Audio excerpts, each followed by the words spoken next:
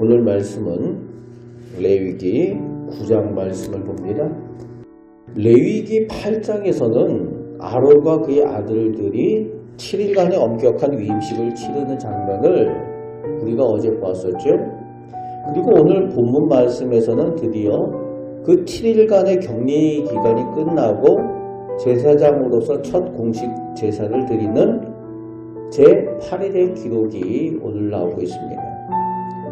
성경에서 8이라는 숫자는 새로운 시작을 의미합니다.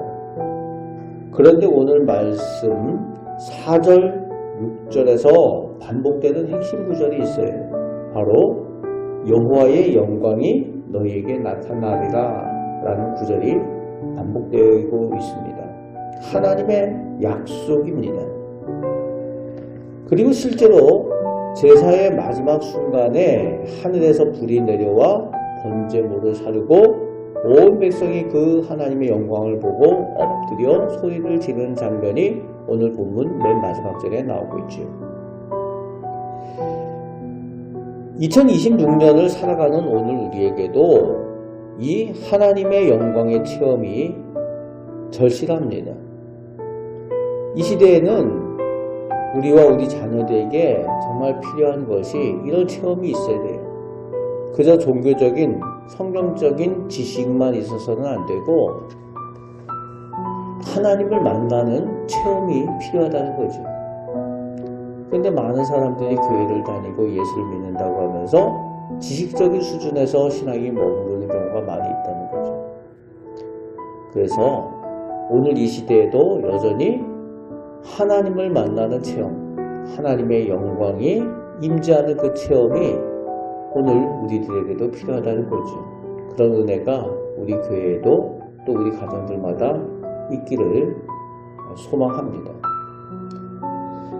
1절에서 4절에서 위임식이 끝난 8째 날 모세는 아론을 불러서 제사를 준비시킵니다. 여기서 주목할 점은 아론이 가장 먼저 드린 제사가 자신을 위한 속죄제였다는 사실이에요.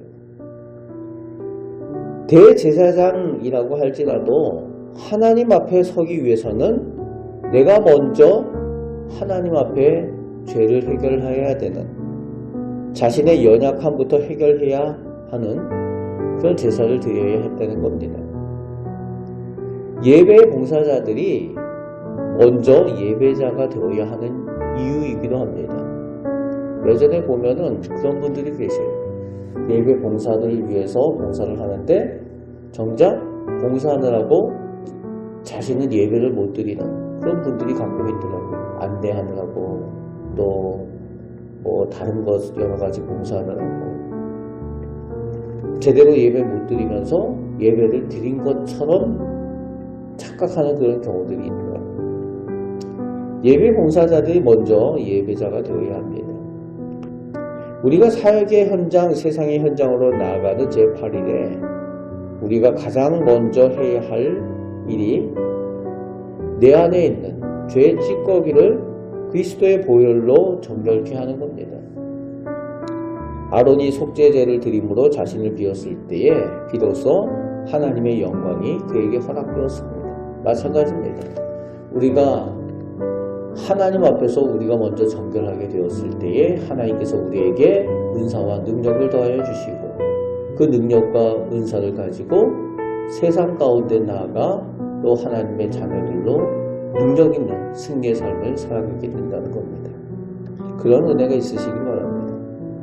8장과 9장을 읽다 보면은 반복되는 내용이 나오는데 모세가 명령한 대로 여호와께서 명령하신 대로 라는 표현이 계속해서 반복되어지는 것을 볼 수가 있습니다.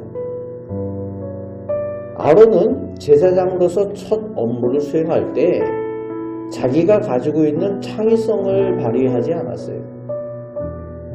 번제물 부위를 어떻게 나누는지 이렇게 나누면 잘 나누는 것 같고 또 피를 어디에 뿌려야 되는지 효과적으로 뿌리는 것 이런 것들을 창의적으로 하지 않았습니다. 자기 마음대로 하지 않고 철저히 매뉴얼대로, 즉 하나님의 말씀대로 따랐다는 거예요.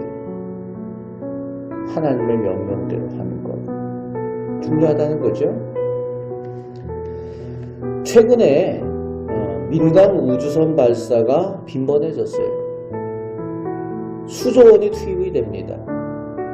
그런데 그 로켓들이 발사 직후에 폭발하는 경우가 종종 발생을 했죠. 성공하는 것보다 실패가 더 많았어요. 그래서 작년 2025년에 그 원인을 전문가들이 분석을 해보니까 연료 밸브에 들어간 고무링 하나가 규격보다 0.01mm가 차이가 났다는 거예요. 그게 무슨 큰 차이인가 싶죠? 0.01mm. 그런데 엔지니어들은 그렇게 얘기를 합니다. 우주에서는 대충이란 단어가 존재하지 않는다. 매뉴얼대로 하지 않는 것은 곧 죽음을 의미한다. 0.01mm도 차이가 나면 안 된다는 거예요. 우리 신앙도 하나님께 대해서도 마찬가지입니다. 오늘날 많은 그리스도인들이 내 방식대로의 신앙을 고집하는 분들이 많이 있어요. 하나님은 중심을 보니까 형식은 좀 틀려도 되겠지.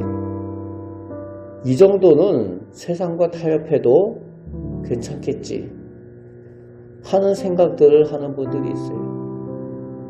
그래서 성경대로가 아니라 내 방식대로 신앙생활을 하는 것, 그런 것들을 고집합니다. 하지만 절대 그렇지 않습니다. 하나님의 영광은 철저한 순종에서 나타난 거거든요. 예배는 우리가 고안해낸 행사가 아니라 하나님께서 설계하신 만남의 방식입니다. 아론이 제물의 내장과 기름을 말씀대로 제단 위에 불살랐을 때에 그것이 비로소 하나님 앞에 향기로운 제물이 되었다는 거죠. 여러분, 혹시 우리의 삶에서 하나님의 매뉴얼, 하나님의 말씀을 무시하고 있는 0.01mm의 불순종이 있는지 점검을 해야만 합니다. 그럴 때에 철저하게 하나님께서 기뻐하시는 예배, 하나님께서 기뻐하시는 믿음의 삶을 살아갈 수 있다는 겁니다. 이제 22절에서 24절에 모든 제사를 마친 후에 아론은 백성을 향해서 손을 들어 축복을 합니다. 그리고 모세와 아론이 회막에 들어갔다 나와서 다시 한번 백성을 축복할 때에 비로소 하나님의 영광이 나타나고 하나님의 불이 내려오는 장면이 오늘 기록되어져 있어요. 최근 한국 사회에서 홀로 사는 어르신들의 때문에 매일 배달되는 우유가 쌓이면은 위기 상황임을 감지하고 구조하는 캠페인이 진행이 됐었습니다. 이 사역을 하는 배달원들은 단순히 우유만 배달하는 것이 아니라 대문을 만지면서 어르신들이 안녕할 수 있도록 그렇게 기도했다는 겁니다. 최근 한 배달원이 그러다가 쓰러져 있던 노인을 극적으로 구조했을 때에 그가 한 말이 신문에 기록되어져 있어요. 내가 이 문을 두드리고 축복하는 마음으로 서 있을 때 비로소 이 우유가 생명의 줄이 된다는 것을 깨달았습니다. 오늘 말씀에서의 아론의 축복은 단순히 좋은 말을 해주는 것이 아니었습니다. 백성들의 죄를 짊어지고 하나님 앞에 나아가서 중보자의 사명을 감당하고 그리고 나서 사랑이 담긴 선포를 하는 것이 아론의 축복이었다는 거예요. 하나님의 영광은 그저 나 혼자 잘 먹고 나 혼자 잘 살고 나 혼자 잘 믿으려 할 때 나타나는 것이 아닙니다. 하나님의 백성으로 내가 누군가를 위해 손을 들고 그를 축복하며 하나님과 세상 사이에서 중보자의 역할을 감당할 때에 하나님의 영광, 하나님의 불이 우리에게도 임하는 겁니다. 아론의 모형을 오늘 왕같은 제사장인 우리도 본받아야 하는 이유입니다. 우리가 우리 곁에 있는 가족들, 동료들, 그리고 우리 곁에 있는 고통받는 이웃을 위해서 그들을 향해서 진심으로 손을 들어 축복하는 그 순간 우리의 가정과 우리 교회 위에 하나님의 영광의 은혜가, 하나님의 영광의 불이 임하게 된다는 겁니다. 그런 은혜가 우리 가정과 우리 교회에 있기를 축복합니다. 여러분, 속죄의 씻음을 통해서 나 자신을 먼저 정결하게 하고 말씀에 철저히 순종하며 산제사의 삶을 오늘도 살아가시기 바랍니다. 그리고 하나님의 백성답게 이웃을 향한 축복의 손, 중보의 기도를 오늘도 계속해서 하시길 바랍니다. 그럴 때 우리의 삶의 현장에서 하나님의 영광이 나타나고 그 영광 앞에 모든 어둠이 물러가는 그런 기적을, 능력을 경험하시기를 주님의 말씀으로 축복합니다. 아멘. 기도하겠습니다. 아버지 하나님, 저희를 사랑하여 주셔서 저희를 선택하시고 하나님의 거룩한 백성 되게 하시며 또 왕같은 제사장이 되게 하셔서 우리 곁에 있는 가족들과 이웃들을 위하여 축복하며 중보하게 하시니 감사를 드립니다. 저희에게 그 중보의 권세를 주셨사오니 저희가 기도할 때에 하나님께서 특별한 은혜를 또한 허락하여 주시옵소서.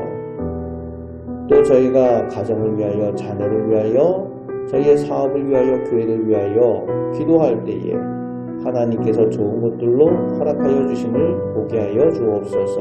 악하고 어두운 세상 승리하며 살게 하여 주옵소서. 오늘도 저희와 함께 하여 주심을 감사드립니다. 우리를 사랑하시는 예수 그리스도의 이름으로 기도합나이다. 아멘.